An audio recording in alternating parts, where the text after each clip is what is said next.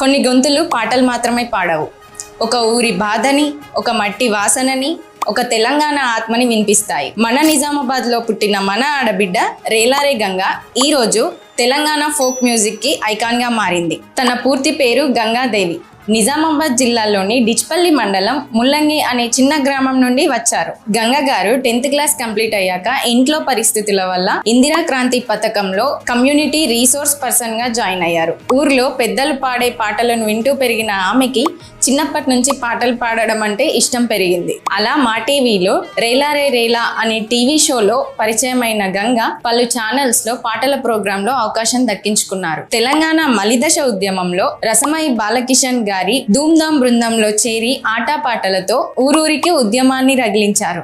జానపద కళాకారుడైన జంగిరెడ్డి వలన 2011లో మారిషన్ లో జరిగిన ప్రపంచ మహాసభల్లో పాల్గొనే అవకాశం వచ్చింది. తెలంగాణ రాష్ట్రం ఏర్పడ్డాక తనకి తెలంగాణ సాంస్కృతిక సారథిగా ఉద్యోగం వచ్చింది. తర్వాత పలుగురాల పాడుల దిబ్బ, ఎన్నెలకు వచ్చినాయి జొన్నల బండ్లు, పుట్ట మీద పాలపిట్ట, జాజిమొగు లాలి, పున్నాపు వలలో పూసికాయంగా అనే పాటలతో గుర్తింపునందుకున్నారు. గంగా గారు జగిత్యాల కళానికేతన్ వారి గానరత్న అవార్డు, మిద్దెరాములు స్మారక పురస్కారంతో పాటు తెలంగాణ రాష్ట్ర ప్రభుత్వం 2016లో ఉత్తమ జానపద గాయని అవార్డును కూడా అందుకున్నారు. చిన్న గ్రామం నుంచి మొదలైన ఆమె జర్నీ ఇప్పుడు ఆమె పాటతో ప్రపంచానికి చేరువైంది. ఇంకా ఇలాంటి ఇన్స్పిరేషనల్ స్టోరీస్ కోసం మన ఛానల్ని ఫాలో అవ్వండి.